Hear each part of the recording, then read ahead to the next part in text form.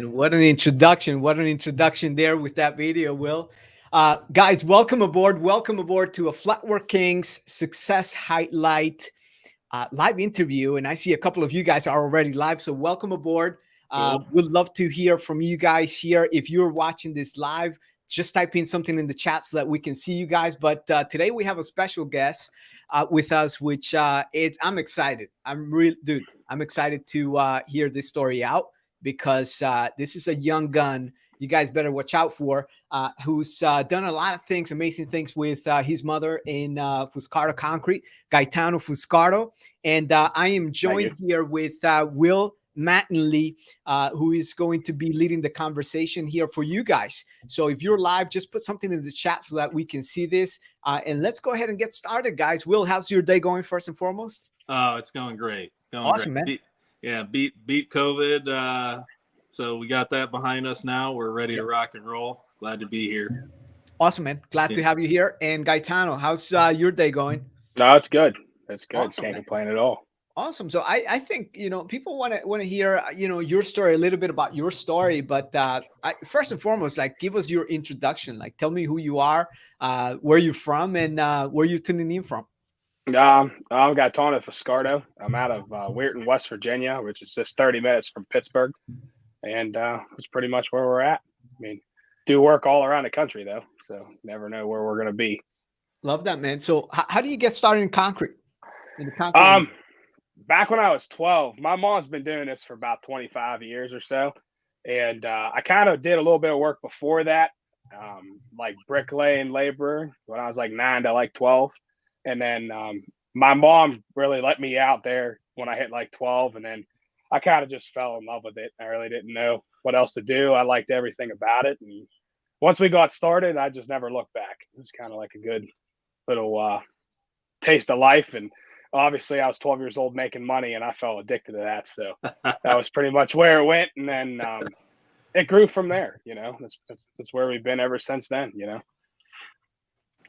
Now, was your mom in business prior to that too, or was she doing concrete work at the time? So, yeah, it's a little different. I mean, my mom's been an artist since she was like 12 years old. I mean, she used to let her garbage truck signs like when she was 12, 13, and was always into it and painted a lot of murals and did a lot of faux finishing in homes. And actually, my old boss, which works with us now, he had a concrete company and was like one of the first decorative concrete guys around this area back in the 90s before I was even born.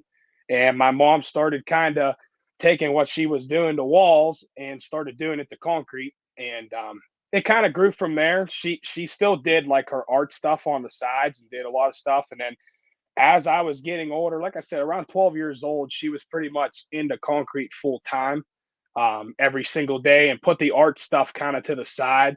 And then it kind of went from there. And like I said, I mean, I give big thanks to both my mother and Ed, because they were two big people in my life. I mean, if it wasn't for either of them, I wouldn't be in this. And it's been a fun ride with them, especially. I mean, my mom's done everything growing up. I mean, it was literally like the person where you said, like, they did it all. I mean, there was days when I was a kid where we would tear the whole entire kitchen apart and restart because she just didn't like how it looked anymore. So yeah. It's been, she's had her hands in just about everything, but the concrete portion, I mean, they just did, a lot of decorative stuff. It really wasn't big stuff until I got to like high school. When we got into high school, we started kind of getting bigger, and Ed had actually worked for the city. So they both kind of like, I don't want to say did it on the side, but did it on the side. It wasn't, their full main thing. And it just kind of grew. And then obviously getting through high school, I played sports, and then I started to slowly die them off because I started to work more. And really my junior year of high school, I transferred schools and was like graduated considered with my credits. So once someone told me that, then there was no more like going to school. I just went to work. We did a big elementary school. So we would start pours at 3 a.m. and I had to still go to high school. So I went to welding school. So I didn't start classes till 11. So I'd go pour we'd leave the house at like 2, get there, start pouring from 3 to like 10 a.m. And then I'd leave, go to school. And then after school, we were doing like the decorative as a side job. So then we'd go pour on the side. Or once I got my license, I went and helped a lot of talented guys around this area, and then it's kind of went from there. So, what got you really interested? Was it more the artistic side of it, or was it the industry in general, just kind of getting in the mud and being around the gang? What was it for you that really made you tick, other than the money? Obviously, as a kid, Yeah. I was kind of where you were at one point. I had friends. I tried to even work at the grocery store, just in denial. In high school, I was Yeah. like, I'm going to make my own money, do this, and I always ended up at the end of a wheelbarrow. And that weekend, I had a good bit of money to go into with. What was it other than the paycheck for you? I mean, I've always the money thing was always a thing, but it wasn't. I just always loved being in construction. I mean, when I was 5 years old, my parents were redoing the house, and it was my birthday, and I wanted a pile of dirt for my birthday. Yeah, I had all kinds of toys and stuff, and I think it's just like I think I really just loved it from the beginning. I mean, I wasn't really a finisher per se until like 14, 15 years old. I mean, I really didn't get to learn like the hard stuff like that till then. yeah. But I just loved it. I mean, I didn't care if it was 1 in the morning, 11 o'clock at night, how it went. I mean, if I got to go work, it was awesome. And my mom, and we still own the van today, and we talk about selling it all the time. But like, I don't want to sell it because there's a lot of memories Yeah. within that van. I mean, it was just an old like 2000 Ram van, but my mom, that's what we drove. I mean, you got higher than a kite because of all the sealer in the back of it. Oh, And yeah. there was no ventilation. But I mean, it's I think about it often. I mean, I got pictures on my phone and stuff from, I mean, my mom's Facebook back when I was like 12 years old or stuff, and me and her in the truck just going to work. And I really think it was just I loved construction, Yeah. and I really wanted to do architecture. Was what I was going to go to college for. And I think just now that I look back on it, I think the art of it was kind of in your own mind. You could be your own architect and then provide that work how it was, and that was kind of always my thing. I always wanted to be the person, if I did go to architectural school, I wanted to design it, like dream it, design it, build it, and to do it all myself. Like I wanted to be a one-stop shop. And as time went, we just started to grow and do different stuff and machines. And, I just fell in love with the art of it, the actual art, not even the decorative, just how it was. It was hard work, but it was fun. Yeah. I was a 12-year-old kid with all 40, 50-year-olds, and there was a couple women out there, my mom and then Sarah and Jen, and they're like the hardest workers I ever met, and it was just always a fun time. Like I'd Yeah. rather been there than be in school or do anything else. And that's something I'm forever grateful for. You know what I mean? Yeah. No, you're very fortunate, man, and it's really cool to see your family flourish, and continue to flourish. But I think the whole world likes to follow your story. You've done a good job on social media, putting your name out there and not being afraid to, put your work out there. A lot of people have a little apprehension about, taking some heat, maybe getting some critics chiming in on, you need to do it this way. What are you doing? But you guys take a lot of pride in your stuff. I mean, it even shows in your equipment. Maybe some of that comes back to the artistry, but Yeah. painting everything, I'm sure does that has a little bit to do with it. You guys, it seems like anytime you get a piece, you paint it. You paint it It's instant. Fuscardo Yeah. black and green, right? Oh yeah, yeah. We kind of had a little issue because we outgrew the paint booth, but that's no longer an issue anymore. The new shop we put my mom's always wanted a shop. We've always worked out of an 8x20 garage. I mean, my mom, her whole life never pulled a truck in a garage, never been able to do nothing. And we just purchased a 10,000 square foot shop, and the Wow. main thing in that shop is there's a 60x20 paint booth going in there. I mean, for my mom because she deserves it very, very, very hard. And I bought a dozer and stuff that need painted black, and I need a place to Yeah. paint it black. I probably wouldn't Congratulations. have done it if it wasn't for us doing it. I probably wouldn't have done it because obviously it does cost a decent amount, to paint and do all that stuff. But it's a part of the fun. I mean, Yeah. my mom and I bought that ditch witch last year for Christmas. I had COVID, and it wasn't Christmas morning. My mom and I were out there sanding it away to paint it black. Instantly, the next day we got it, and it's pretty cool. It's been a fun thing. It's something different around here, and I think going back to starting in this industry, um, I learned a lot of mistakes that, my old boss made and other companies around here made. I was like a sponge, I just was so intrigued to everything, I just absorbed it. And I watched a lot of equipment we bought that absolutely sucked, didn't work, was just a pain. And then I lost a lot of equipment like, wow, I think we can make more money by doing this. But like I said, it was more of like a wasn't like a full-time thing. Like it wasn't the full shabam, you know what I mean? And when I was 18, I just graduated. I want to say I knew what I was doing, but I didn't know. I had my welding certs. I was offered a job in Texas making $54 an hour, being a welding inspector right out of high school. And I was going to go to college to go do that. And we were pouring hundreds of yards. I mean, my whole senior year, like I'd leave school, we poured 100 yards at 7 a.m., 100 yards at 1 p.m. and just couldn't find good help. And, we look back now and laugh a little bit at it, but my mom and our boss just got into it a little bit, and they've been best friends for years, years. And we got in the truck and just said, we're done. And we never looked back. Next day, it wasn't even 4 hours later, everyone knew around here that we had left him. And we were pouring another job the next day up in Pittsburgh, about 45 minutes away. We got asked to come help. And like I said, we never looked back. We didn't have tools. We had no equipment. I had hand tools, and that was about it. I mean, we had a 91 S10 that we still have, and I had a F250 at the time. That was a utility truck. That was my work truck I bought personally, and that was what we started with. And that was July of 2017, and I've never looked back since then. It's been full throttle. That's about it. And how old are you now? 23. 23. Okay. Yeah.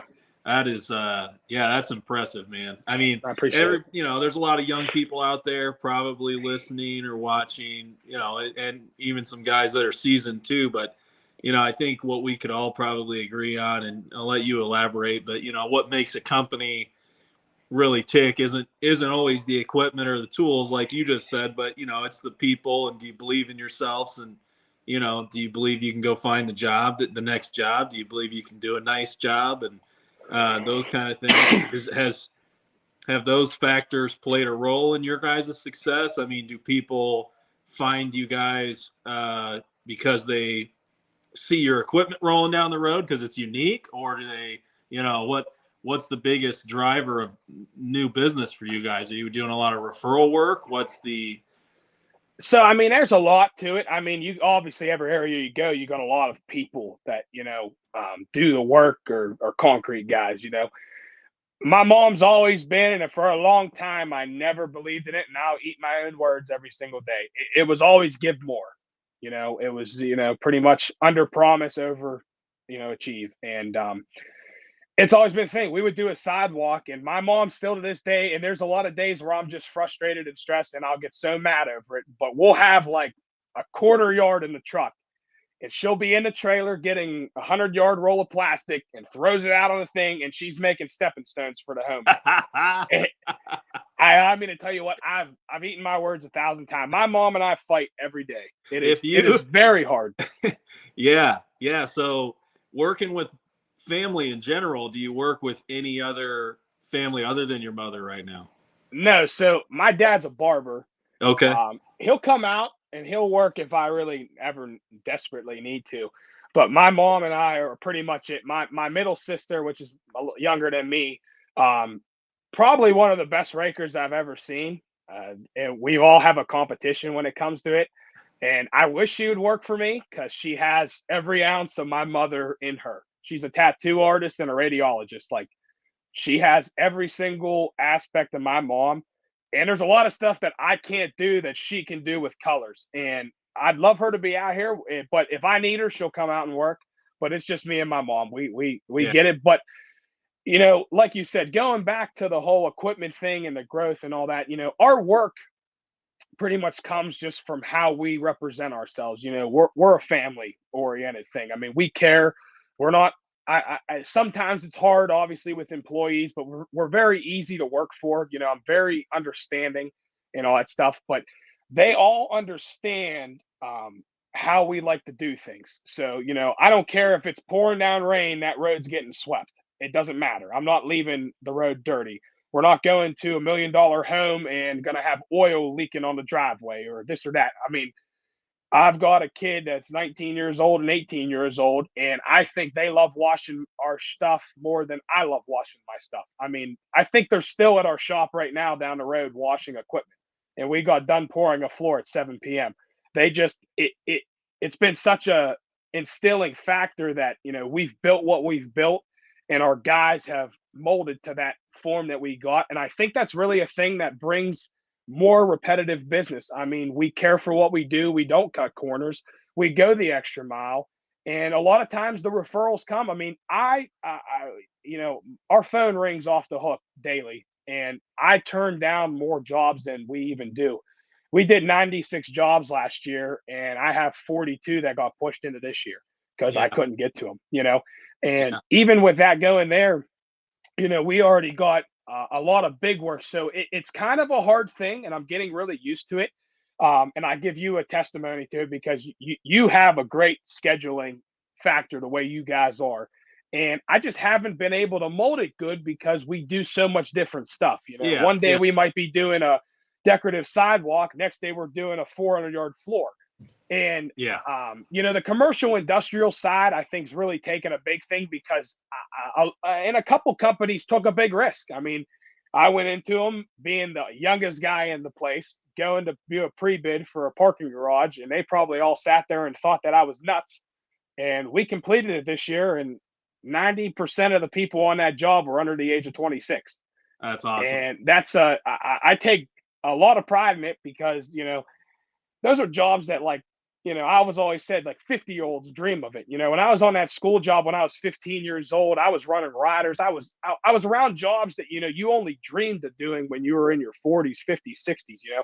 And you know, I look back at it now and I just sit there and I'm like, you know, we did that. Like, that's something like we did. Like, everybody said that we were nuts and that we were there, but somebody did it the first time, you know, so we could do it too, you know. And our guys actually, and this is what sounds even more nuts, is, you know, we had one employee the first year after we started, and that's Mackie, and he's still with us. He's been with us the longest. And he really just became like a true finisher about a year and a half ago. So up until then, it was just me, my mom, and Mackie. And then my old boss came and started working with us. He had all his employees had left, and pretty much he is a part of our company. It's grown into one big company. We still have both LLC names, but it is just one. It's Fuscardo Concrete pretty much. And, you know, that was our crew. That was our thing. And we had a couple people here and there, and they came and gone. And the three other guys we got, another guy we knew locally, never did concrete a year and a half ago to save his life. Never really did it. And the other two kids were in high school a year and a half ago, and they just graduated in June. So our team was a bunch of people that we molded. We trained them the way we wanted them to work. I'll go back to when I was 18 years old. I went to pour a 25-yard floor, and it was me, my mom, and Ed. And we had got an older guy came out, and we had got 5 yards in maybe, and he left. He said, I'm not listening to an 18-year-old at the time. He said, I'm not listening to a kid. So we wrote him a check and said, you know, get the hell off our site, you know? Yeah. And, you know, that was a big thing. And at that point there, I sat there and I was like, you know what? We have the hardest thing going for us. It's an 18-year-old kid and a woman. And I have no disrespect to a woman, but walking on a job site, everyone got a chip on your shoulder. You know, it's me and my mom. It is what it is. And we probably have the worst mouth and the loudest mouth, and you know when we're on a job site. And but it's worked, you know. And we grew our team. And I think the best thing that I can attest to, like, our wins is, in a world where you can't find employees, I have at least a call a day of people wanting to work for us. They want to come work for us. And it's a very hard matter because I could probably employ 15 more people right now. I have enough work to employ the 15 more people and stuff. But, you know, I look back at it, you know, a big thing I look at is treating the guys good. I'd rather have 7 of us total and pay them guys phenomenal and do extraordinary work. And we do what we do, but we enjoy what we do. I mean, it doesn't matter what time it is, you know. That's a big statement. Yeah, it's a big statement. You know, a lot of people think 70 guys is better than 7 guys, and so on and so forth. And that's not always the case, is it? I mean, it's gratifying to get, the new machine, or the, a new helper, or, grow, or, and so on, get bigger jobs. But, that peace of mind that you're talking about, knowing that you actually control what's happening every day, you're in the trenches with them, with hands on, does that give you more gratification than, chasing every job? Like you said, I mean, you turn down jobs occasionally, and how does that kind of process in your head? Yeah, again, I'm the kind of person where I could sit here and I could have 800 employees tomorrow. I'm the kind of person who's completely okay with that headache. Having a headache at 7 of us total, I'll take a headache with 800. My mother, on the other hand, she probably doesn't want to do a damn thing we do right now, because she likes being small and, likes doing the pretty stuff. And, Yeah. I think the biggest thing in my eyes right now is the having fun part. This is a hard job if you make it a hard job. And, I don't want to say just because we're all young, really, it keeps the spirit young, but it just gels. And, the hardest thing that I learned a lot was, you get one person, it can ruin that gel very, very quick. And it's like, have you experienced that yet? Have you had somebody come on the crew that you kind of had to, yeah, without using names? I mean, would you share about it, or? yeah, I had a very hard one, actually. And it, I don't want to get into names because it was actually sort of family. And just a kind of a quick realization that it wasn't a good fit. yeah, I've always been the person, to never, I'll always do something for somebody, help them out and stuff. And we have big hearts of gold. I mean, like I said, the money factor's not there. We're not in it for the money right now. Yeah. That stuff comes with how it is. And honestly, I mean, yes, do I live a phenomenal life at 23? Yes, we are doing good, but it's the way we do things. And we've had people that just kind of taken advantage of that. And you could tell from the morale of everybody, no one's having fun with it. And it's very hard. And Rocky Jeans, great guy, to attest to how to fire somebody, because he'll make it so confusing on how to get rid of somebody. Yeah. And that's a very hard thing. And it took a little bit of me to get the courage. Honestly, it probably should have been done 4 months prior to when it happened. That's always how it works, man. I just couldn't figure it out. And when that happened there, we've had 2. Like I said, it's happened twice. And once that happened, I kind of just sat back and like you said, we enjoy equipment. All of us are young. We like where it's at. So, that laser screed, I've wanted one since I was 19 when I first saw one.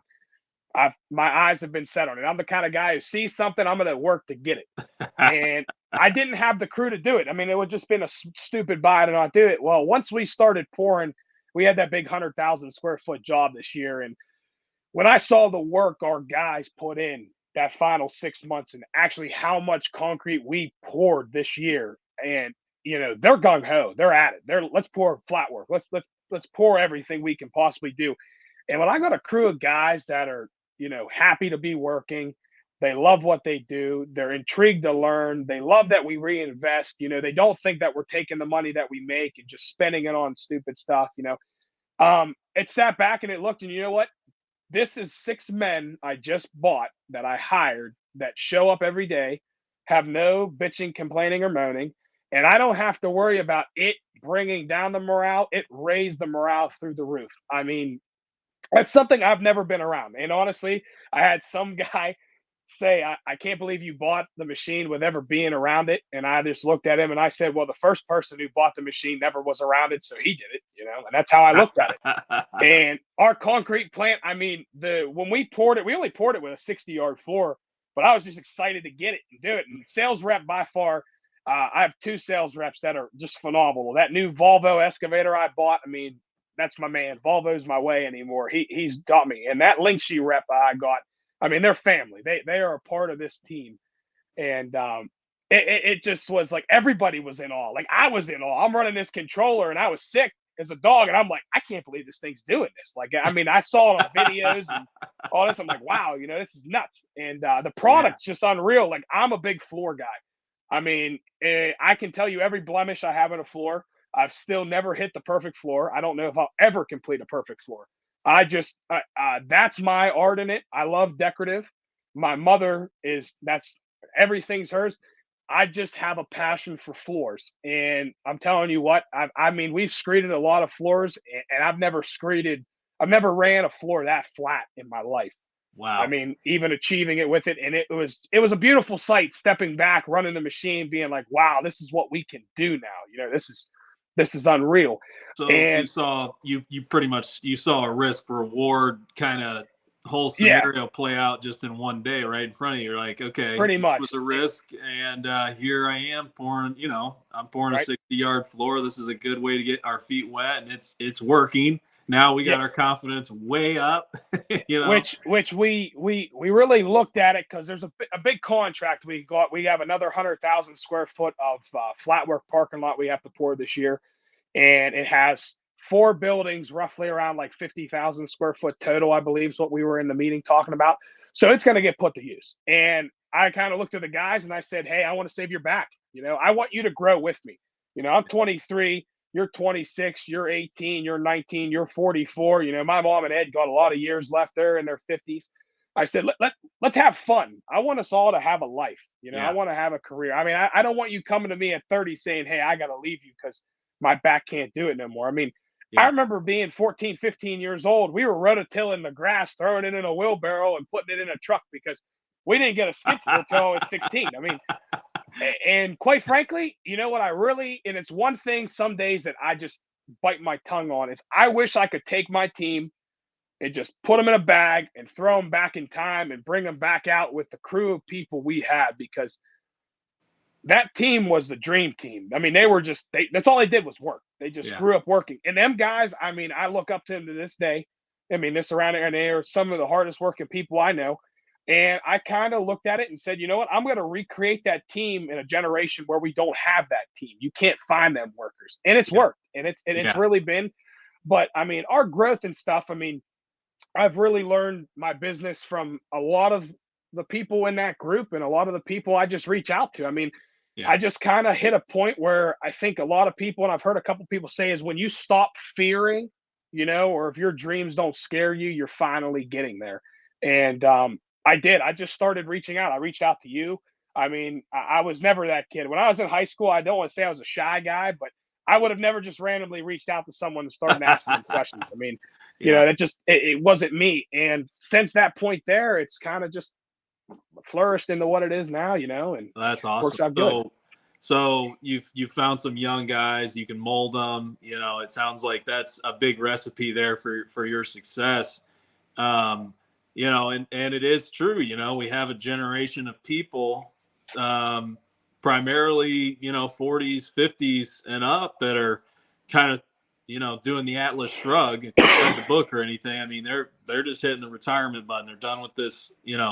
They're done with dealing with people our age that want to complain and hold their phone, up to their face all day long and pick their nose and, sag their pants and let their, necklace get caught in the circular saw and just silly stuff. It's like, Yep. So what have you done to kind of encourage those young guys that they are the future of your company? I mean, is there any specific thing you could point to?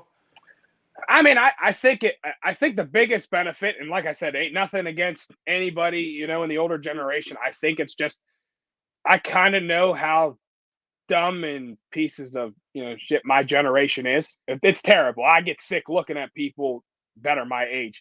But in the same realm of it, I mean, instead of trying to avoid it, and try to, make it like it used to be, it's never going to change. It's never going to be there.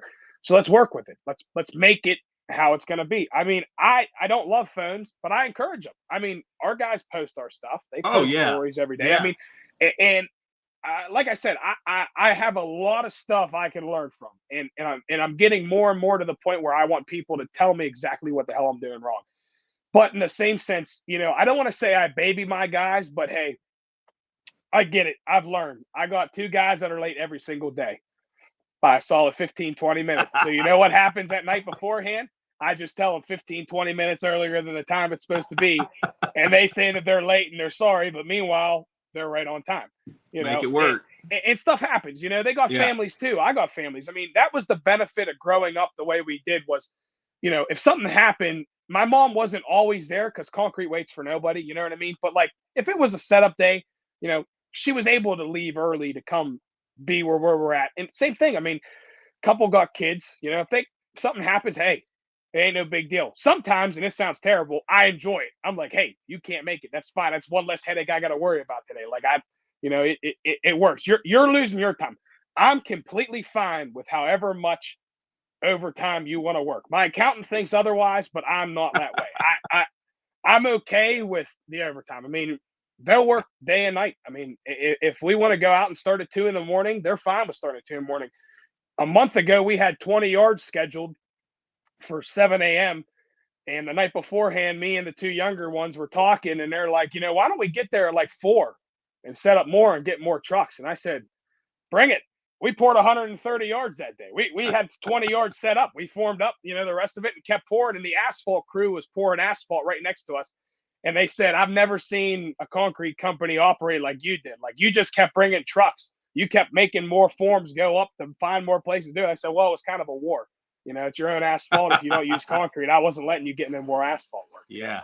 So that's good energy. You know, that's the thing I think is really, I just have adapted to how the new age is, you know, and the equipment does a lot. I don't want to say we have the easiest way in the world, but I don't think we work hard compared to what it is. I mean, hell, we haven't touched our 90-pound jackhammer, and I couldn't tell you how long we bought we bought a hammer for our ditch witch and the excavator, and we fight over who's getting in the enclosed cab, pretty much is what the fight is now. You know, there's that nice? You know, it's just, it's how it is. But I thank God for how it is.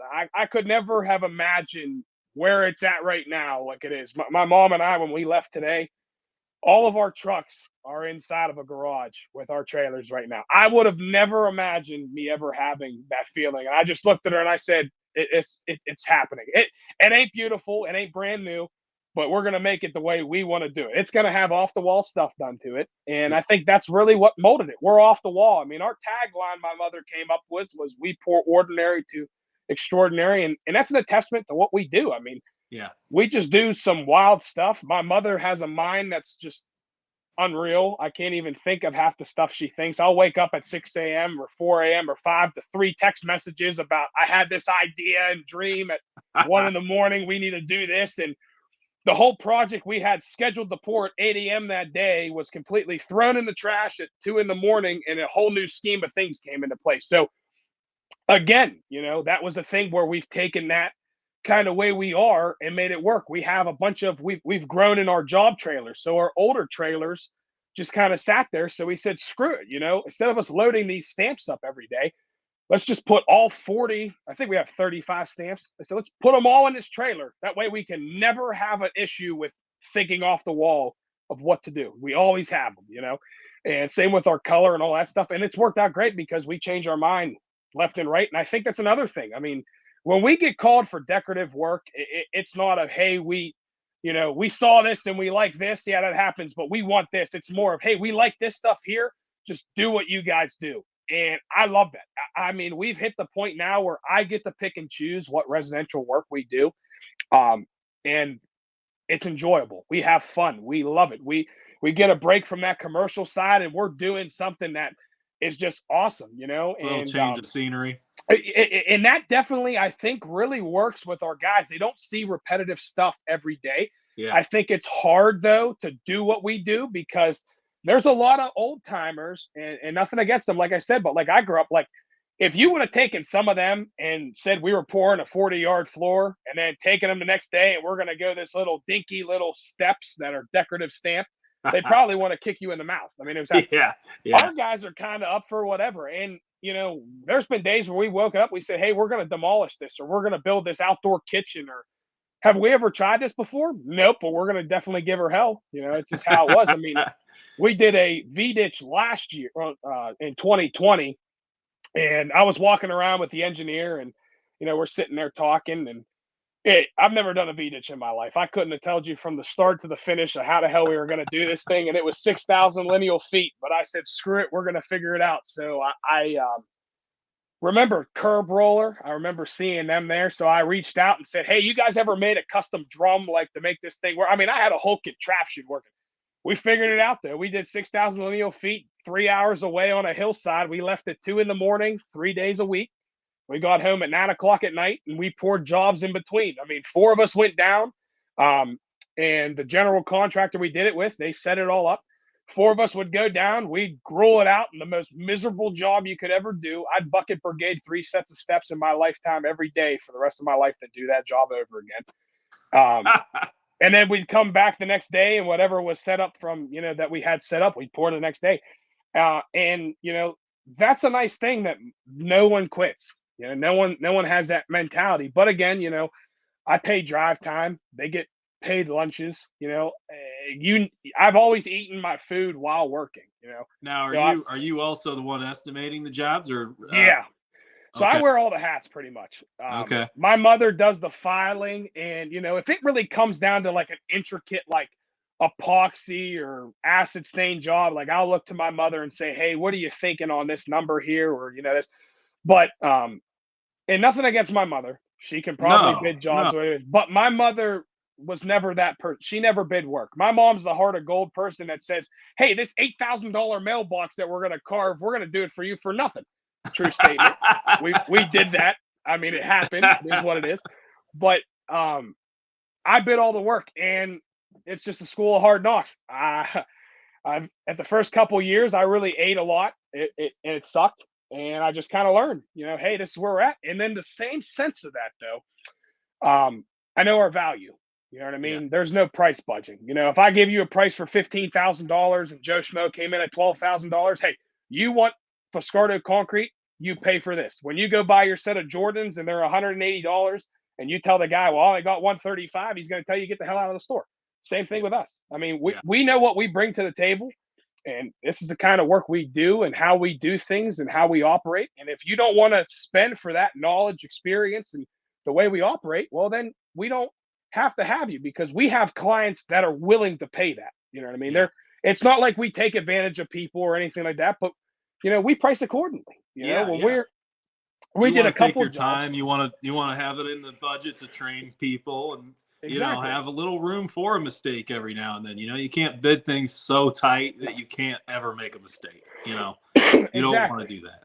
No. And but another thing I've learned, which in the commercial industrial side of things, how you can really throw yourself out of there by overbidding. You know what I mean? I lost a couple good jobs just because I was, nervous and, afraid. Well, man, I think these footers are going to take me a little bit longer to dig. I need to tack on another $2,000 just in case I have 2 more days in digging and hauling. Well, then next thing you know, I go driving by the job and it's all like just easy dirt, moved out. And then you realize where you're at. And I think, again, that's played a giant role in residential, because my guys, they became so high tempo to the commercial work. A residential job that's 30, 40 yards that would have taken us 5 days a year ago to do, we're blowing it out in 2 days, because by the time we're done tearing it out, we're already gotten it formed up. And we're pouring it all in one day. You know what I mean? And it looks good, So I hit a different point in my bidding aspect. I don't do square foot numbers. I bid every job down to the T, to the hour. It might be dumb. It might be stupid. I'm young. I have no other life. I spend it in doing concrete and estimating at night. That's just how it is. But I can tell you exactly where our numbers are by the end of the job, due to the system we have to keep our track of our progress and just how we operate. I mean, tearing out jobs, we make stupid money at. I don't like to brag, and I never think I'm a great operator. I think I'm good, but if you ask most of my guys and people around here, apparently I run it balls to the wall and I'm fast on it. But I'll tear out a 40-yard driveway and we'll have it out in no time, Oh, yeah. And that's really just brought us to where it is. And again, it's the equipment. If I got a job now that needs more, I'll just take 2 excavators to the job, or we have the 2 skid steers, or I'll take 2 skid steers.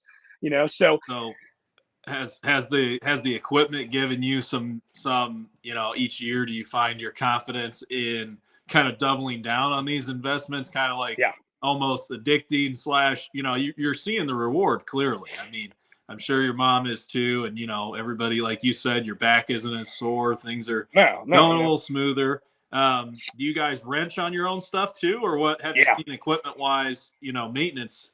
A lot of people out there that are renting things right now, or maybe on the fence about equipment.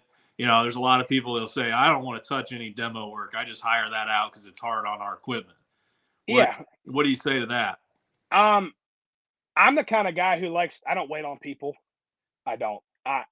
It's terrible. My accountant asked me earlier, if we buy this piece of machinery and we need to write off next year, what can we possibly buy? Like, you got so much. And I said, if you give me a book, I'll write you like a bestseller, because I could tell you every piece of equipment I could own and how I could make money with it.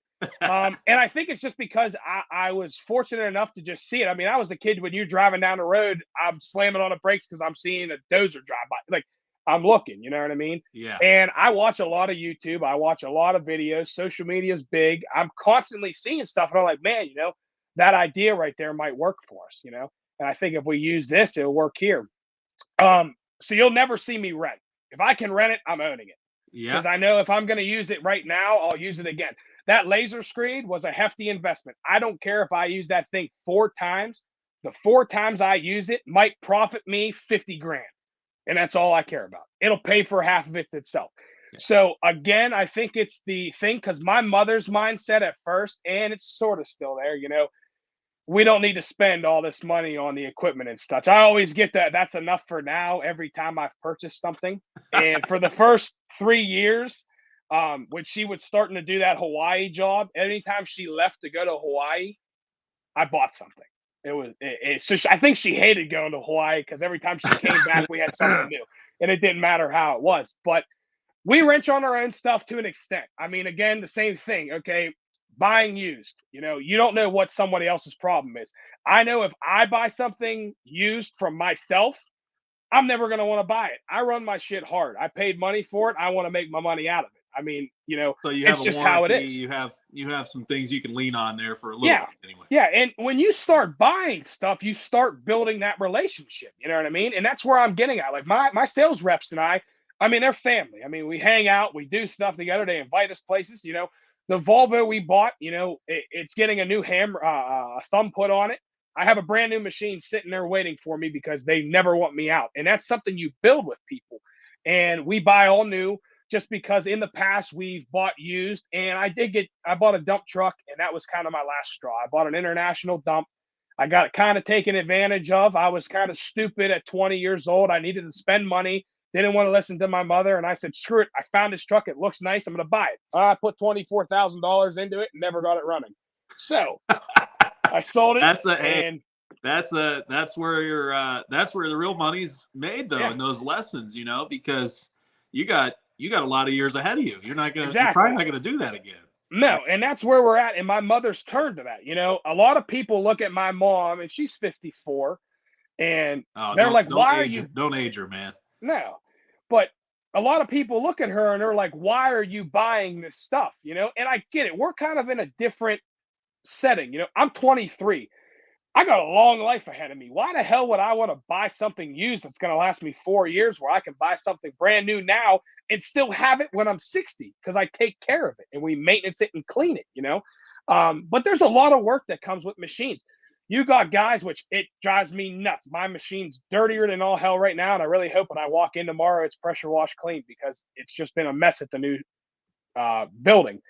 But you have to take care of your equipment. If you buy something and you don't ever clean it or change the grease in it or change your grease fittings or that stuff, it's never going to last you. That stuff pays your salary. It pays my salary. You know what I mean? You have to take care of it just like it's an employee, and just like it's for you, and you have to instill that into your people.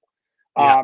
There's a lot of big companies around here that I do work for that just rent, for the sheer fact that their people just abuse the equipment. They don't care. They don't care what it looks like. They don't give a rat's ass if it runs properly, if it's going to kill somebody, if it's going to hurt. They just don't care. And that's really a motto that we have. We paint our stuff black, and I want it to look like it's never touched an ounce of dirt ever in its lifetime. I just don't want it to look like that. And it's worked. And that's what brings us to more. And as our jobs go, it goes good. I'm not going to lie with you. I just bought that laser screed, and I'm looking at Gamaco pavers because I got a tip that I might be doing a big development. And I said, screw it. If I got to freaking do 2,000 lineal feet of curb, why the hell would I rent it? I might do another one in 2 years, you know? So I'm always looking. There's always new technology out there. We own total stations. That was a big investment, you know, having a complete GPS total station. But the work we get from it now is just unreal. You know, the fact that I can survey and everything is just unbelievable. And even when it comes to residential, because you're always going to get that residential war where that neighbor's saying my property line's here and this one's saying it's here and it's here, you know, and we've been able to mark out different locations, you know, if additions get put on different land I've bought, you know, we've plotted out different lots for it. So it's an equipment world, you know, it's not like it was 20 years ago. I mean, if you don't stay up to date, you're not on the train, you're going to get ran over. It's just that simple. I mean, you got to be on the system with it. And like I said, I don't want to be the richest guy in the cemetery. It sounds terrible. I mean, I save, but I reinvest. I'm reinvesting to make myself a retirement one day, you know, and within that reinvestment, I'm having fun because I'm not waking up at 2 a.m. to go kill myself to just make it by and do a job. You know, there's a lot of guys around here that are just older than and they don't have that mentality. They'd rather do it the old way. They'd rather rototill the dirt. I'm like, why would you do that? You know, if you ask me to go dig a ditch by a shovel again, I'm going to find a way to dig it with an excavator because I don't need to do that. It's work smarter. Time is money, you know, and that's a big thing. We really took our jobs and pretty much cut the time of doing them in half. You know, we did a giant residential job in summertime. And when I quoted that guy in January, you know, I told him I'd be there for 25 days. I was done in 11. And he said, wow, you really got that done quicker than it said on the card. I said, well, you know, we bought another piece of equipment. We got another guy. They run it good. I run it good. It just gels. It works, you know, and how it goes. So that's been a big testimony. And like I said, and like you said, you know, social media is a big thing in this day and age. I have a very better time than how it was. I mean, back in the day, you used to have to knock on doors and get told no all the single time, you know. And sometimes you want to go back to that age to kind of just, you know, make life simpler, but you live with it. You know, our branding that we did is noticeable everywhere. We don't letter our trucks. The only thing that's on our trucks is our DOT number in bright lime green and a license plate. But I couldn't tell you how many times a day I get tagged on Snapchat or Instagram because they see black trucks that are shiny driving down the road with a skid steer or an excavator on the back blacked out, you know. So really works out good. And I think that's something that, you know, I'm very blessed to have grown up sorta in the age of old school hard knocks where it just was, you just worked, you know, and it was. And I'm also glad that I've taken it to the new school level and kept the roots still of, you know, sometimes we grind it out and we're not afraid to do it, but just where life is easy, you know.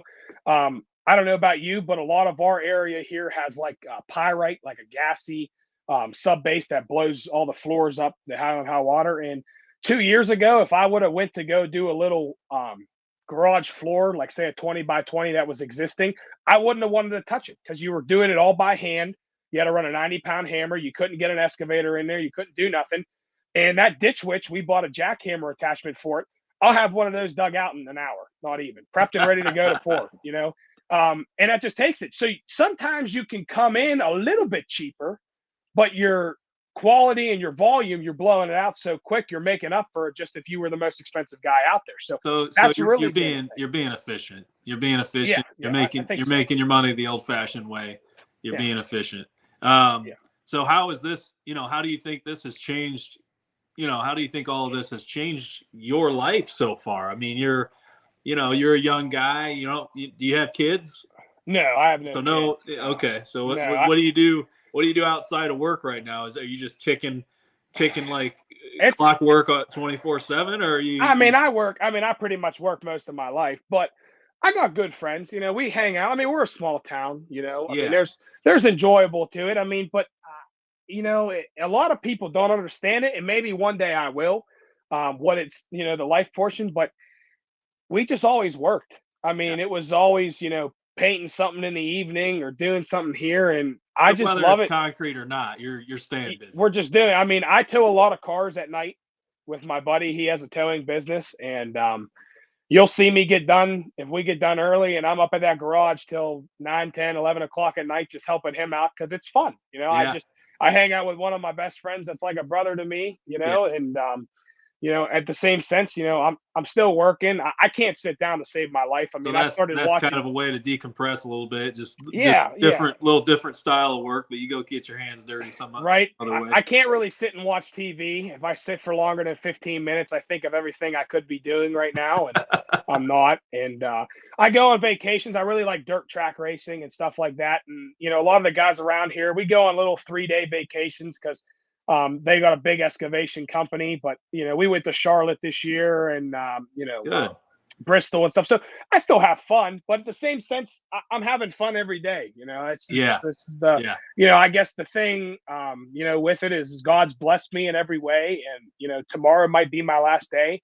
So why the hell would I want to do something going out that I don't love doing? I think I'll probably trial to the day I die, just because I don't think retirement's ever the way it is. But we have our hands in so much different stuff. We just stay busy. You know what I mean? There's never a dull moment. I think if I can't do repetitive stuff. Yeah. So I think if we were a repetitive schedule, like 7 to 3 every day, I'd probably hate this life and never would want to do it. Yeah. But that stuff there, that it just works out good. I mean, that's just the way I am. I enjoy that stuff. I enjoy time with family, stuff like that. Yeah. Yeah. But You seem like you have a good family, close knit, everybody. Yeah. Loud. They with the program, everybody knows you're there. Yeah, well, that's good stuff. So Danny. Yeah. Wow. I just want to chime in here, and there's been a lot of great feedback back and forth, different comments, and I've been popping those up. But if anyone has any questions for Gaetano before we sign off tonight, just all you have to do is type it into the chat, and we'll read it off here. But some good takeaways I've heard here from different things. I mean, you seem to have that mentality and mindset of growth and expansion, and doing so in a way where you're thinking about equipment, reinvesting money into the business. Where do you think that came from exactly? Like, is that you with aligned with your goals, with your income goals, or how did that come about? You know what? I every year I do it, and I do it religiously. On December 31st, I write down my goals for the next year. That's pretty much how I did. I have every single one I've wrote down. My goal was $1 million by 25. I never thought I'd hit that in my lifetime, to be honest with you. I mean, when I was 18, I think we did $98,000 in work that year. Yeah. And I still to this day attest anybody that has them 7 digits in an account, because it's hard. I mean, I've never seen, it's all gas, no brakes. Because once you hit a point, the money just goes. I mean, we had concrete bills like 80,000 every week, which I look at guys that I look up to that I know have $80,000 concrete bills in a day, and I love that, because I remember a $10,000 job used to be like $1 million to me. And they're still $1 million job, because you need them jobs for cash flow. But now I look at it, I'm like, we price out jobs that are, hundreds of thousands of dollars, and you just sit there and you're like, wow, this is where it's at, and this is cool. But I think the reinvesting and stuff like that, I just really think the world's endless. That's the greatest part about life that I found out, is you can do what you want to do. And, I love machines. I've loved them since day one. And I think if they made it for a reason. And, why would you not do that? Another great point, I don't have kids. I don't have a family other than mine. So like, that's a big thing. I know, the ones that have families in our company, I want to provide them a good life. I don't want their kid to ever not be able to get what they want, because dad just works and he doesn't make a lot of money during the week, So I look at everybody, I guess you could say, like my kid, even though I'm the kid of the group, and I just really think that I just love how it's been around the whole sense of it. I mean, I'm not in it for the money or trying to get famous or trying to do this or that. I mean, I just fallen in love with what we do. And, a passion of mine is the photography and videography of it. I guess you could say that's my decompression. I have like 100,000 photos on my phone. from the last 3 years. Like, it's ridiculous. Like, I take pictures every day of anything, machines, guys, and I just look forward to it. You know, that's my thing, is what's today going to bring. And I could tell you what, I video the raw and I video the good. You know, I videoed stuff go completely wrong. I mean, there's 1,000 videos of it just completely going south. And you know what? We knuckled up and we got through it. A great example was that laser screen. You know, never ran it. None of my guys ever been around it. And the person who prepped the floor used pea gravel, which I've never seen that beneath the floor. And I didn't know that until I put the machine on there and sunk it and couldn't use it. And then it took all 7 of us to push it out of the pea gravel, and we found lumber and stuff, but we overcame it and prevailed through it, and we used it the whole day with no issues. You know, and that's a big thing, I think. You know, it's just this seeing how everything turns around and seeing that our equipment has brought to our lives. You know, I don't think I want to be acting like I'm bragging or anything, but you know, I remember coming out of high school thinking, you know, I didn't really know what it was. I made $12 an hour when I worked for Ed, when we ran crews and stuff. I mean, that's what I made in high school. You know, it was $12, but I made it because I worked a lot. You know, so it made money. And the 18 and 19-year-old that worked for us cleared $44,000 in 6 months. I look at that as like a thing. You know, they're making that kind of money now. I mean, one's got a brand new limited F-150. The other one's got a Cadillac. And I sit here like, okay, maybe I do pay you guys a little bit too much, but they love what they do and they love it, you know? And they have that's fun. Good though. You know, that's powerful. That's powerful. My biggest thing, and you were one of the ones, and a lot of other people, was a destination employer. You know what I mean? And I took that to heart. You know, I want to be the person you want to work for, you know? Screw it. There's going to be them 10, 20 people that want to work. I want you to work for me. I want you to want to come work for us. I want you to feel happy to come to work every day and know that your family is going to be taken care of, and that, you know, you can have a great life the way we are, you know, and you know, a sentimental guy, you know, sort of with it. I mean, you know, I like that. That makes me happy. I like hearing the wins in their personal life, you know, and success. And that's something that, you know, kind of drives me, I guess, you know what I mean? I mean, like I said, they're my family, you know, that the whole from the concrete plant owner to the drivers to the workers of us to my supply. I mean, I know everybody on a first and last name basis. There's just no first names. There's no, hey, you know, having no conversation. You know, if you look down, I want to know what's wrong, like how you doing. And that's something that I definitely think that, you know, I praise all the people, you know, Chris Men, Bo Hahn, Chris Garton. I mean, all them guys that I talk to a lot, you know, that, I mean, I probably annoy the hell out of everybody because I'm constantly wanting to learn, and I do it. But, you know, they've really shown, and you guys have shown how you can do it. Like, you guys have done it, so that means I can do it. You know, it's out there if you want to get it, you know. And I think that's really where it's at. You know, it's the whole being a family sort of kind of deal. And I think that thrives with everything. The biggest compliment I can ever receive, and we receive it so much, is when a homeowner walks outside and goes, I can't believe you guys have so much fun while doing this job. We were doing 16 steps in a blizzard, forming these steps up, and we were having fun, and we ended up in a snowball fight in the middle of the day. And like, I mean, we're talking all these guys just having fun. And that homeowner came out with a smile on her face saying, it is freezing cold outside. It's snowing. You guys are still having fun with it, and you're smiling, you know. A lot of times when we post pictures and stuff, you know, there's always a comment saying your guys look happy, you know. My mom and I fight like cats and dogs. We'll never fight with an employee, but we fight like cats and dogs. It takes a lot to work with us. I mean, it's just, and anybody who's in a family business, I think, knows that. I think a lot of it to it. I mean, I love my mother to death. She's my best friend. I always think of the day when she's not here working with me. Even when she goes to Hawaii, I want her to come back. I want her to leave, but I want her to come back instantly. And, you know, the fact that we all have a fun time and stuff, and they you know, deal with us, and they think that we're all equally just as screwed up individuals as the next one, you know. So I think that's a good thing that we have going. It makes your day better. I mean, nobody has a great day every day, you know, especially as a business owner. You know, I'm not used to it still. There's a lot of stress I'm not used to. There's a lot of stuff I do that I just it takes a lot out of me. You know, you're up till 1, 2, 3 in the morning. When I did that parking garage, I didn't sleep for 7 nights. Every night I didn't sleep. I didn't. I ran the whole week on caffeine because you never knew what was going to happen. We were 120 feet in the air. I mean, we had pump. We were running a fiber in it where we had to shovel the stuff into the pump. You know, there was a lot of things that went wrong. And I woke up every morning and I'd drink an energy drink and coffee. And as soon as I saw their faces and they're laughing, I sat, screw it. Whatever happens, we're going to have a good day. It didn't matter. And like I said, I mean, we've had stuff go south. I mean, we're a crew of guys that, I sat there today. We poured a floor. It wasn't big, 40 yards today. And I'm running a trial machine and I look to my left and every single person was elbows deep in the mud working.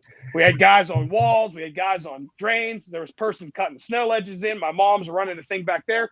And 2 of us are on a trial machine. And I sat there and for a second, I took it in and said, a year ago, I couldn't even get one person to help catch a wall line. Like they didn't know what they were doing. You know what I mean? Yeah. And that was a big thing. And I that's the joy of this, I think, no matter how big we get, I don't care if I have 60 employees. I want the same way we are now. I want to know their families. I want to care about them just as much as they care about them, And I think that I'm taking that to the grave. That's the way I want to run this company. Love that, man. And I love the energy. And I've witnessed you work with your mother right along. There's a lot of high energy, and you guys really, do extraordinary work. Thank you. And it's great to see you and watch you guys actually work. And it's a lot of energy. I mean, you guys are going to be at the World of Concrete, right? At the Concrete Decor. They're going to be there. And you're coming over to Flatwork Kings 2022. Oh yeah, we can't miss that. I wanted to just touch here and chime in here because Will, I just have to give it to you, Will, for having the heart to actually give back to the community in such a way that you're elevating the industry, the concrete industry. And I do believe that it's just like guys like Gaetano who come in here and we were talking about contracts before, like having the right contract or understanding how to build the culture, understanding what goes on behind the scene on a day-to-day can transform your business and make your life a whole lot easier. Gaetano, I want you to talk about, like, you were here a couple of years ago before COVID, like you came to Flatwork Kings live Mastermind. What was that experience like for you? And like, what was your biggest takeaway out of that? And what did you implement in your business the following year? You know what? I remember when I came across it and Will had reached out to me about it, you know what I mean? And that was kind of when I first really started posting our pictures in the groups and stuff. And my mom had talked it back and forth about it. And we said, screw it, let's go. Let's see how this goes, and I was so excited. And I remember getting there and thinking in my head, after everyone was talking, like, what the hell am I doing here? Because we're talking guys that are millions of dollars in company. I mean, million. And we were like, I think like 300 something thousand that year, 400,000. And I'm sitting there thinking, I'm like, what the hell am I doing in this room with these people? It's like unreal, like the knowledge and just not even that. Concrete guys, I've always, a lot of them are assholes. Let's put it that way. Let's just be, and excuse my French, don't really care. It just is what it is. But it's different. It's a community. And a lot of people don't get that. And you know what? At first, it was very awkward posting to social media. Everyone made their little fun and jokes and this and that. Mm-hmm. But I don't care. It was the way everything went. It was a hard day of work. We posted it. We know the job's not perfect. I don't care who posts a picture on Instagram, Facebook, or what it is. There's some blemish in the job. A picture can show 1,000 words and it can also hide stuff, But nobody in that group of people want to see the other person fail. No one's jealous. There's zero jealousy. You know what I mean? And me being my age, I don't want to say there's a lot of jealousy around here, but you can definitely feel it. You know what I mean? The point's been there. It's proven. The people you talk to no longer talk to you. And it's okay. You surround yourself with 5 millionaires, you become the 6th. You surround yourself with 5 white trash, you become the 6th. So taking that and bringing it to that event, it completely just took me away. I filled my notebook up with papers like no tomorrow. I mean, just from the people we sat at the paper, like the tables with, to the numbers I got in my phone. I mean, I think the event in a whole, don't get me wrong, all the listening and the talking, that's giant. You know what I mean? Yeah. The knowledge you receive there is unreal. But the camaraderie you get out of that thing is a lesson of life you'll never receive anywhere else. And that is a testament to most of our company. You know what I mean? I didn't get a book of business. There was no DVD I put in the computer or the TV and said, hey, here's how you're going to create a business. You know, none of this. I just took what everybody's done and I said, you know, they can do it. I can do it. There's no reason why I can't. You know, Bohan was a very big inspiration to me. Yeah. Because he has a lot of shit. He has a lot of machines. He did it. He had a cool story. He had horror stories. You know, I was stiffed out of $50,000 when I was 19 years old because I didn't have a contract. And I thought the world was going to shit. You know, I thought it was over with. And when I got there and I heard, okay, other people have screwed up. They make mistakes. It's not just me. You know, it is what it is. That's the way it is. And just the knowledge you get out of it. I mean, you're talking years of experience, years. You know, I was, I think, 21 when it was the first time I was there. I'm 21 years old. You know, Will, I know you're older than me, but you have those years on me that I can't get. You know, I'm never going to run that through the thing until I get there. So everybody from that event and my, you know, old boss and my mother and them, I mean, they kind of created, and I say it all the time, like the devil that's inside me. I mean, they took years of learning and threw it at me in 1 year. You know what I mean? I mean, we took probably 20 years of mistakes, hard lessons, learning what you should do, what you shouldn't do, and threw it at me. And you either take it as, oh, well, shit, I don't need that stuff. I'm doing great.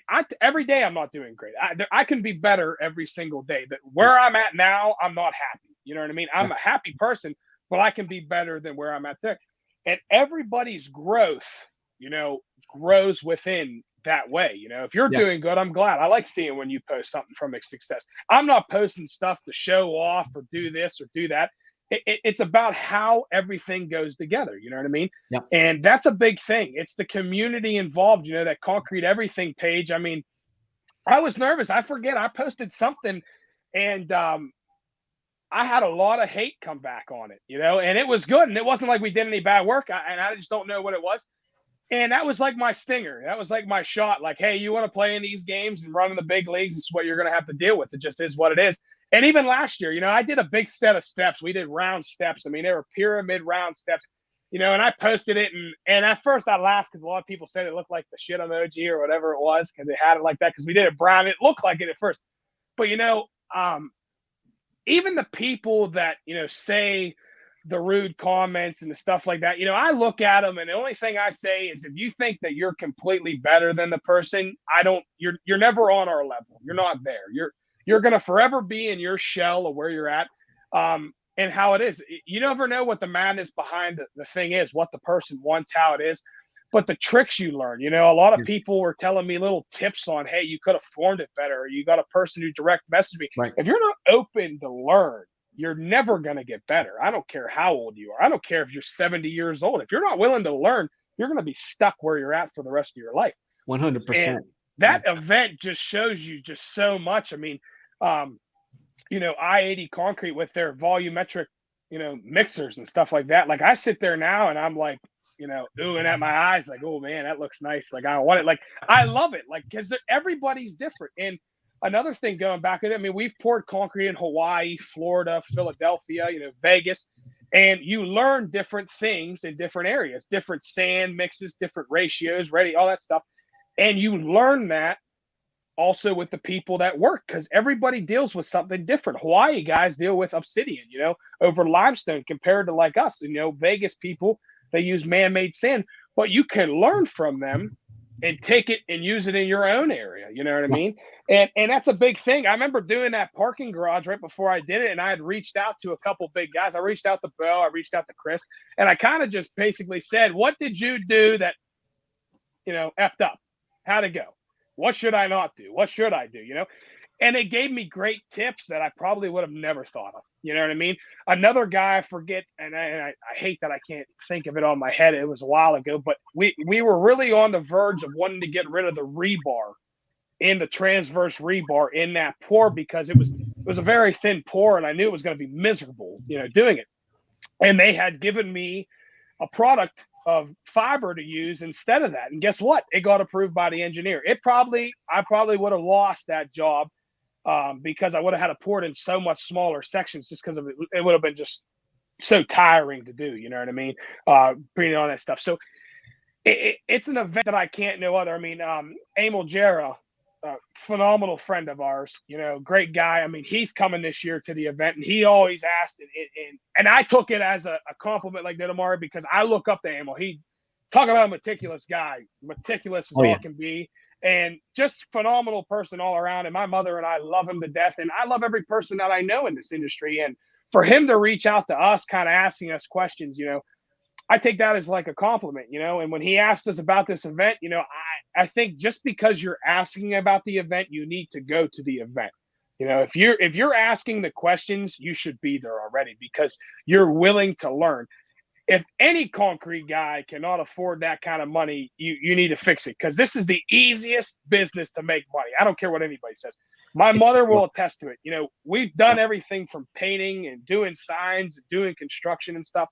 And, we've made money in good things, but you can make fast cash with concrete. It's hard work, but you can make that. And if even if an employee aspect, you know what I mean? And, I take it as a thing. I'm very open with my guys. Yeah. My mom hates it sometimes. I'm into asking them about equipment. Some people freak out, and I think my mom does, just because the other thing, you never really shared your information with your guys, how it is. I mean, I'm not getting into a personal level of things, but hey, I'm looking at this $100,000 Volvo. What do you guys think? You think this is going to be beneficial to us? You think you're going to like it? How about we demo it for a week? I want everybody to get into it. I want you to run it. You're running it. Do you like it? Do you not? We'll move to the next one. And that's a thing that I think is where a company can shoot for the stars, is when you put yourself to learn those things from it. And you'll learn something from every event. I can't wait to learn one thing from this event. Even if I take it home, that might save me millions, it might make me millions, because I learned that one thing. Everybody changes every year. Your contracts change, your job record keeping change, how you do it. I mean, I run a very tight ship. I give that a testament to Will. He kind of laid that format in front of me, because I always had the ideas of stuff and I never seen it be done. And I took it my own way. I do the different estimate things that make it easy. If my mom needs to go look at a job, she can fill out that paper. It's easy. I mean, I'll tell you the percentage of where our profit margin is for that job on the last day we're there. I don't have to go back to my office and figure out these numbers and, hey, we made 10,000 this job. Hey, we made 500 this job. Luckily, I'm fortunate enough to say the lowest we profited on a job this year was 20%. That was my lowest I profited. And it's not because we're bidding jobs giant, and out of steam, but it's because we've turned it into such an efficiency of the work. Not every job's going to be perfect. We might run 3 jobs in the same neighborhood, and we might only make 20% on that one job, but that one job paid for them other 2 jobs, and them 2 jobs made 40% profit. You know what I mean? Yeah. And you give it back. I mean, I'm a big guy. I'm fat. I like food. I buy lunch all the time. I mean, I get hangry. When it comes lunchtime, I'm buying. I mean, I'm down. I'm okay with it. I want to keep them happy. And that's a big thing. A lot of people don't do that. We're providing lunch this year, so we'll make sure that we get. It better be good, Will. It better be good to keep good. That's a big thing I think a lot of people don't care about, and I go back to it. And you guys care about your company. You care about your people. You care about us, I wouldn't be here if it wasn't for the group and for what you've done. I mean, truthfully, I probably wouldn't have been. I probably still would be making some mistakes that you bypassed me on to do it and give me the courage. I mean, if you look at most 22-year-olds when they walked into that pre-bid meeting for them jobs we did, you'd probably be like, what the hell are you doing here? You know what I mean? It's just, but I've learned the knowledge to go into those meetings from you guys. You know what I mean? It makes it look like I've been out here for 40 years. When you get the concrete guy saying I'm 25 years old with 30 years of experience, you know what? My knowledge level is far surpassed the age of where I'm at. And that helped me as a business owner. It helped me with my confidence. Let me stop you there for a second, because I think that confidence, it's just what you were saying, in business. It's pretty much everything, especially when you're going out for a big project, you're putting out bids, because the person on the other side, they can smell it miles away. Oh, yeah. But the whole thing about a mastermind is where 2 or more come together, with a specific thought, mission, vision. It just creates something that's better. together. And I think that that's basically the shortcut there, which is not a shortcut, but it really is. It's how do you get there faster in an ethical way, without cutting corners, doing it right. And that's something in there that's a testament there for you. So Gaetano, I got a quick question here. Yeah. Is this for new guys, for seasoned players that have been and starting out in business? Who would you recommend to attend the Flatwork Kings event? I think it's both. You know what I mean? I don't care if you're the first day on. I get asked a lot, hey, what did you do when you started your company? How did you get where you're at, in 5 years? Which I take that as, I sit here and think they're nuts though, because, I see what we've grown, you know what I mean?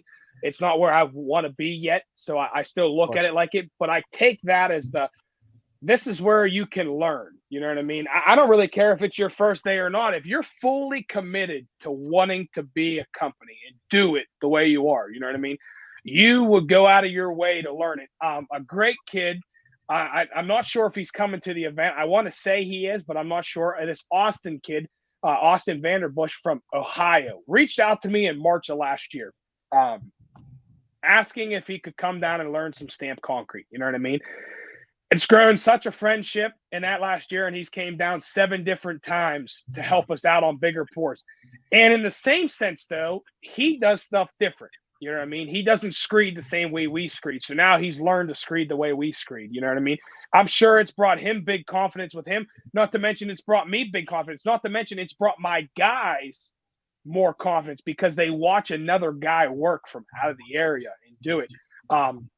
And I'm big on that. You know what I mean? Darren Thornton, he was the first guy to ever come through my house and stay at our house on a whim. I invited him because he was cross country and say, hey, my house is open to you. You can always stay here. You know what I mean? And guess what? He did. And he's the guy who introduced me to Will.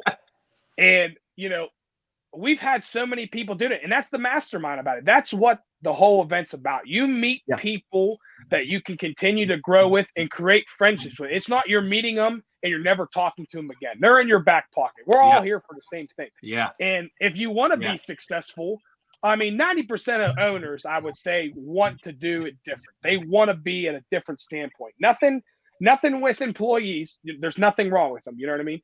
But, owners take a different thing. They're willing to take that risk. If you're willing to take that risk, why do you not want to reinvest? Championship teams practice every day. I practice every day. I'm constantly on my phone in the evenings. I watch YouTube videos.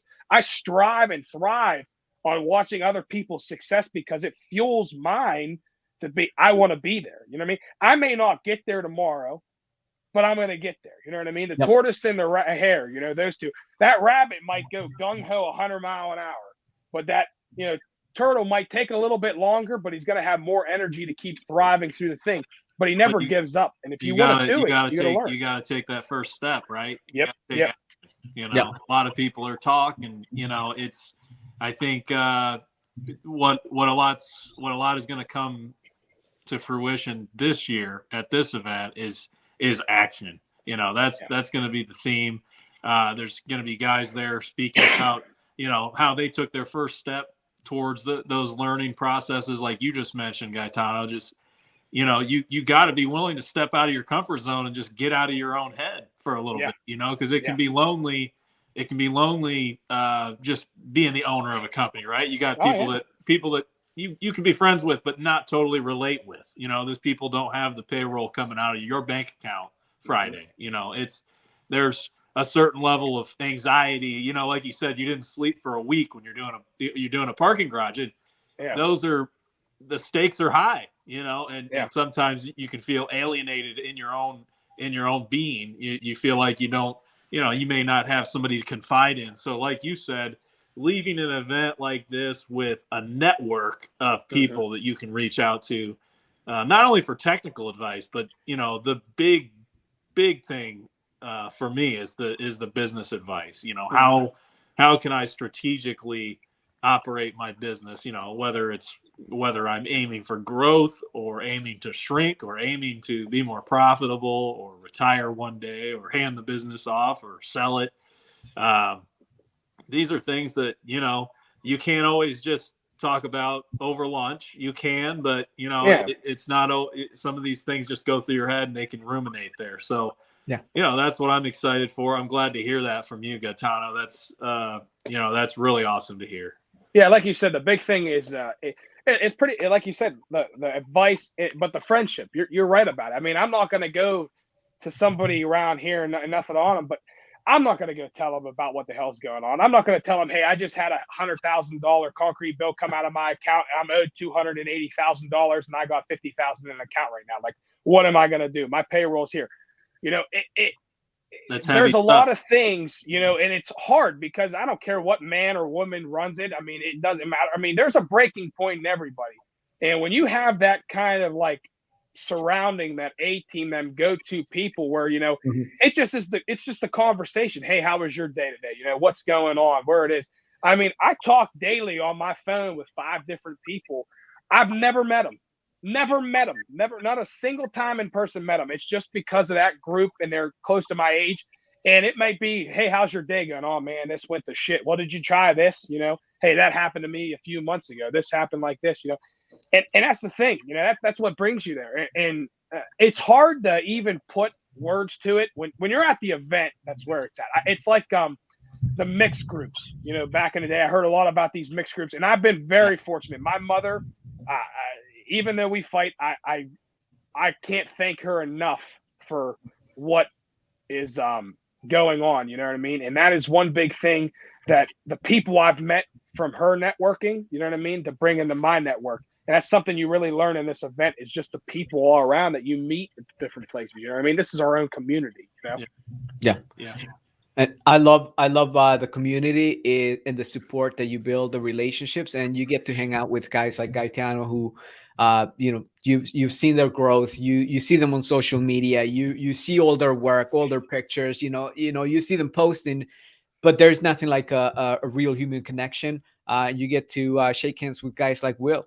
Big shots, making it happen in the big leagues, or at least you might aspire to build a business with high efficiency, like he said, profits. But again, I just want to thank Gaetano for coming over and sharing your story, dude. Like, I'm inspired by just hearing you out today.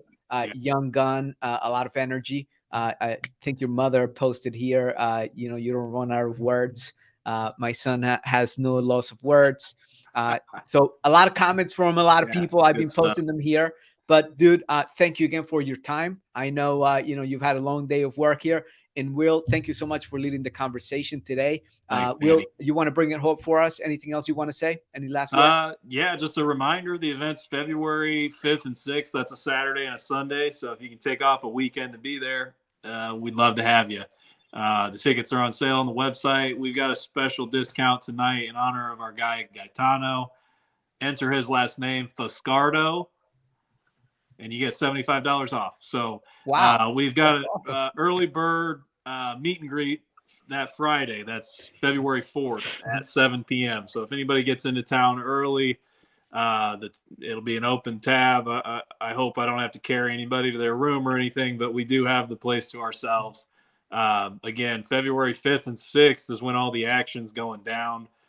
Breakfast and lunch are provided on those days. We're looking forward to a very impactful, very, very impactful mastermind this year. And we look forward to having guys like Gaetano and Danny both there. Awesome. Thank you. Thank you, guys. Take care. Thank you.